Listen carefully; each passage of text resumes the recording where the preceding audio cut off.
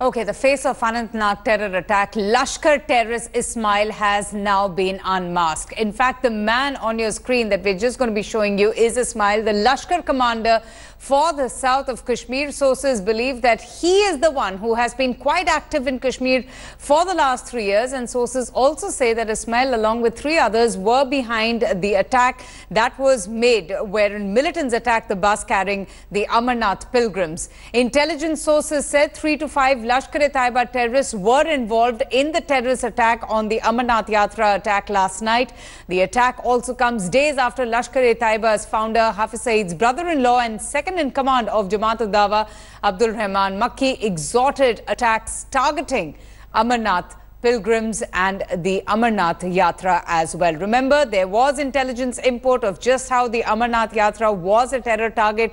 There was an elaborate security setup that was put in place to ensure the safety of the pilgrims. And yesterday came the news of how these militants attacked the bus carrying the Amarnath pilgrims, killing 7 people, including 5 women.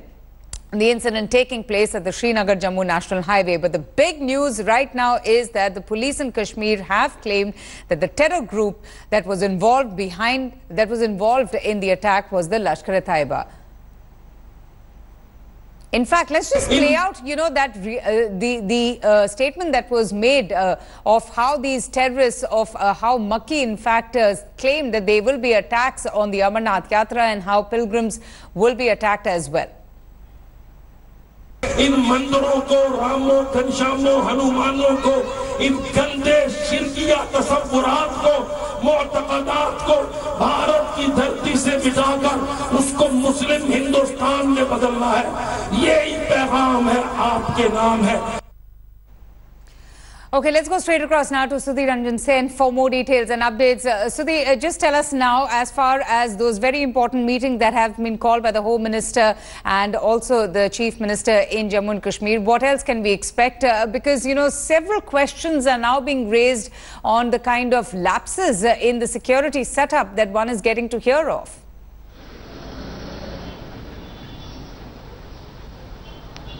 Well, one of the things that you can definitely expect, and we are waiting for the details, we'll come back to you as soon as we get those details.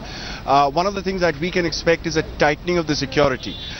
Because as the Deputy Chief Minister told our colleague Polomi there, and what we have been reporting since yesterday, is that this convoy or this particular bus had not registered itself, was travelling without any escort. Mind you, Yatris are supposed to travel with escorts. There is a road opening party which basically covers both sides of the road. Unfortunately for these group of pilgrims that come down from Baltal to Srinagar, as they were moving towards Katra, they had a puncture. They wasted about 2 hours trying to repair that, and when they're on their way back, they were targeted. Now, a couple of things come out very clearly from it, that perhaps the attack, when it happened, the Lashkar terrorists did not know that these are a group of Yatris. That could be a possibility that is being looked at. Vis-a-vis what we can expect, apart from a tighter deployment, more security around the Yatra, we can also expect more counter-terrorist operations and a quantum jump in the counter-terrorist operations in the valley. Mind you, according to the multi-agency center that looks at Kashmir very closely, among other things, the number of terrorists in Kashmir today, the assessment is between 250 and 30. So we can expect a much more vigorous counter-terrorist operation to be launched in the next few days, apart from the efforts to hunt them down. That is the very obvious one can see happening, in the next couple of hours, after this meeting is over. Second, Yatris will also be told now, it will be reiterated that please do not amble out on your own, because repeatedly what sources are telling us, had they been part of the convoy, had they been part of the convoy of other Yatris, perhaps this could have been prevented. All right, just stay on with me. So we are also joined by India Today's Shuja ul Haq for more details and updates. Now, Shuja, the attack that was made on the bus that was carrying the Amarnath pilgrims was preceded by 2 attacks, one at a police picket and one also at a police bunker. Now, the big question that arises is that if this attack took place at 8:20 p.m., why was this bus not stopped, in the route that it was taken earlier on? Are there no checks and balances? Or, checks to see if this bus was authorized to carry those pilgrims in the first place, if it had the necessary required papers along with it, if it was registered with the Amarnath Shrine Board?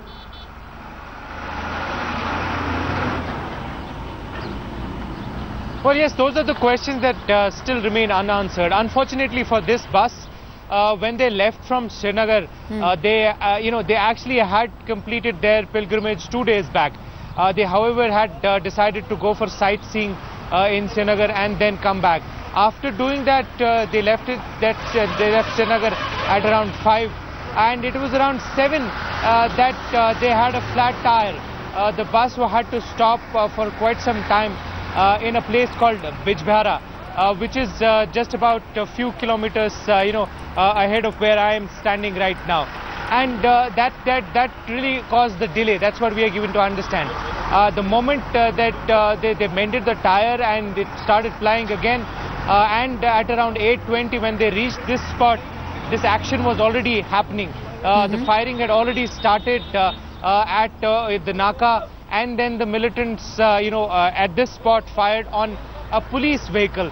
Unfortunately, this vehicle, this bus was just ahead, moving just ahead of that police vehicle, this police van which came under attack. Okay. And the sources in the police say that it is because of the fact that it was moving right next to that vehicle, this bus also came under attack. There was indiscriminate firing, which eventually led to those injuries and fatal casualties.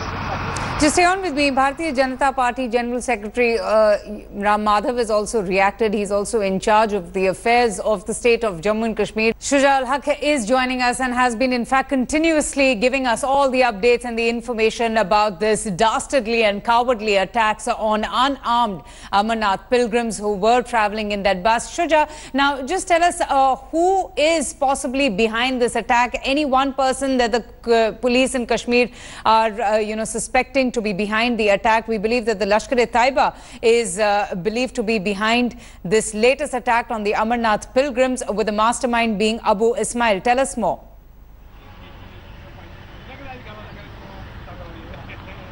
Yes, that's right. That's what the J&K police has said. They believe that it was a group of 4 to 5 of these attackers, and they belong to LET. It has also been said that this group was led by one militant called by the name Ismail. Now the police and the other agencies are saying they are constantly trying to on a lookout for these militants, and they would launch their anti-militancy operations against them very soon. But this attack, Avantika, let me tell you, has received a lot of condemnation from across the board inside Kashmir Valley itself. Locals have condemned it.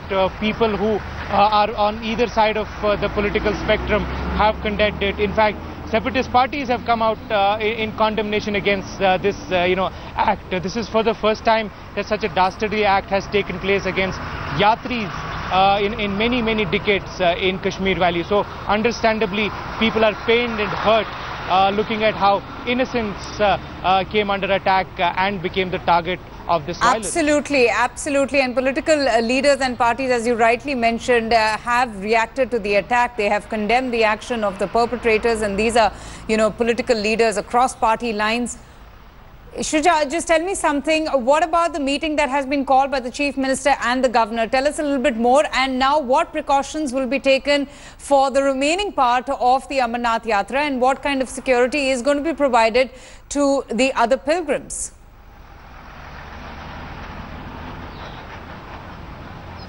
Well, the government, the Chief Minister has called a cabinet meeting at around 1. The Governor has also called for a meeting. Governor himself is the head of the Amarnath Shrine Board. He has asked for review of the security. The Home Minister of the country has also already held a meeting with top officials of the security. It has been believed that more arrangements would be made to ensure that the rest of the yatra goes foolproof. There has been no halt, no suspension of Amarnath Yatra. Today in the morning, another batch of yatris, close to 3,000 of them, left from Jammu, and they are headed to Pahalgam and Baltal for their pilgrimage. So overall, it does look like that the situation has been brought under control. The only thing is that how the government will ensure that, number one, to find out whether there were any loopholes, chinks in the armor of the existing security mechanism that was put in place.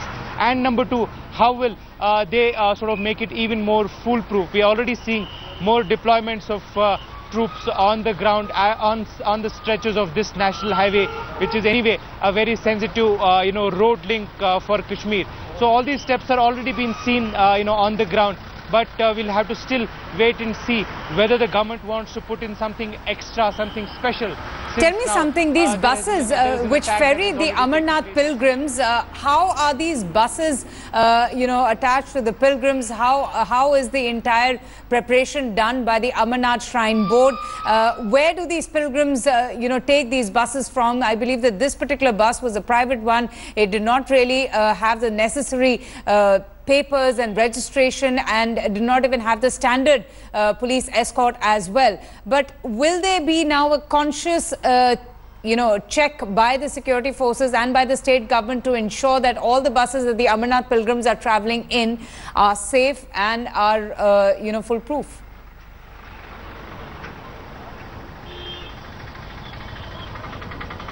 Well, yes, logically that should happen, and we have seen some signs of it already happening. Yesterday, in fact, I can tell you that when we were traveling to this spot, we saw additional nakas, checkposts being set up at various places. As far as the procedure of how vehicles are allowed for the yatra is concerned, all of it hinges on one basic factor, that is registration. A vehicle has to register with the Amarnath Shrine Board and those people who are involved with the standard, putting across the standard operating procedure for this yatra. And once they are registered, then the entire mechanism activates itself. There are batches that are sent from Jammu, and these batches are given adequate protection. Road opening parties are initiated so that both sides of the road are cleared from any imminent danger, and only then do these yatris in these cavalcade sort of convoys lead to the places either in Pahalgam or in Baltal. And exactly the same procedure is followed once they are escorted back outside the valley. In this particular case, it is somehow that this vehicle, after the yatris conducted their pilgrimage, it managed to escape the entire grid and decided to detour, go to Srinagar and then come back on its own. So it was the entire SOP which was not followed through. Why it happened is something that the investigations will have to answer. Absolutely. Just stay on with me.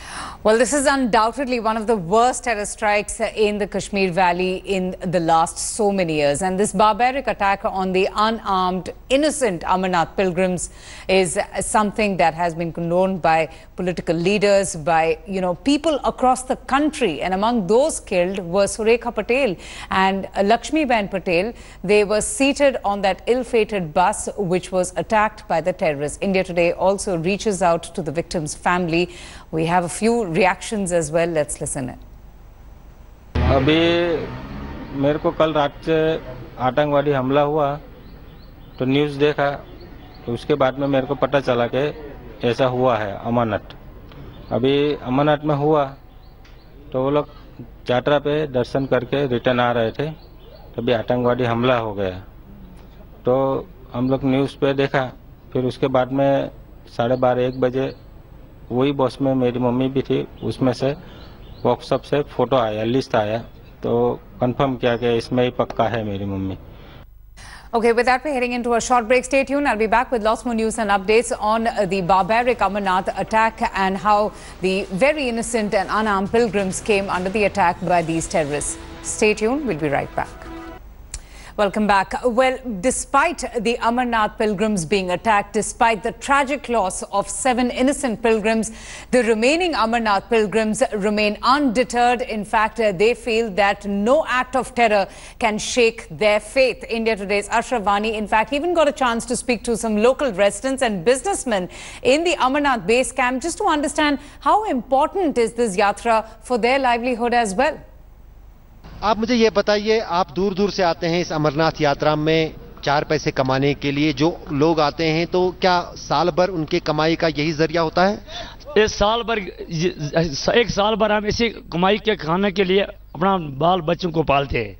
मैं भी district Rajouri से और वहाँ से आकर यहाँ घोड़े लेकर आए थे। मेरे 2 घोड़े, मेरा नाम है मोहम्मद जुबैर और मैं गुजर तकबे से ताल्लुकात रखता हूँ। और बहुत से लोग यहाँ आते हैं, आधे लोग घर बाल बच्चे लेकर आते हैं इसे पालने के लिए, खाने पीने के लिए, पर झाड़ होती है, फिर बहुत कमज़ोरी होती है। इस मैंने रात सुना और मैंने बहुत ये इस बात पर शौहर पाया। So these are some of the comments from these people who are associated everywhere with this Amarnath Yatra, and this is their bread and butter. So they always want that more and more pilgrims should come for the Amarnath Yatra, and that will clearly increase their income. With cameraman Roof Ahmed, Ashraf Vani for India Today, on way to Amarnath.